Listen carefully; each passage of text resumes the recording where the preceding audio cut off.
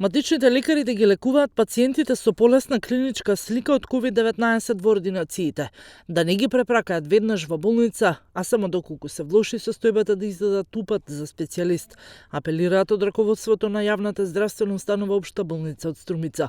Причините за истите се врз основа на фактот дека во болницата се создаваат гужви кои допренесуваат за поголеми ризици од ширење на болеста. Ќе апелирам до матичните лекари активно да се вклучат во следењето на пациентите, да обезбедат прва и втора смена, за да може да ја следат состојбата и да ги убатуваат на вистина во специјалистичките амбуланти оние пациенти на кои што им е потребна евентуално преглед од интернист или инфектолог или било која друга специјалност, за да го амортизираме ударот на пациенти во овие амбуланти. Значи има голем број на пациенти, голем број од нив, јас сметам дека можат да бидат збринати и во матичните амбуланти. За пациент на домашно лекување, матичниот лекар постапува по претходно утврден и усвоен протокол на стручниот колегиум на клиниката за инфективни болести и фебрилни состојби. Согласно протоколот, матичниот лекар има обврска да го контактира пациентот два пати во текот на денот, да го известува системот Мој термин,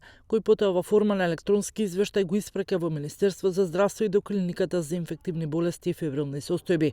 Од болничкото раководство во Струмица информира и дека во Струмица засега нема ниту еден заинтересиран матичен лекар кој ќе им помага на колегите во болницата.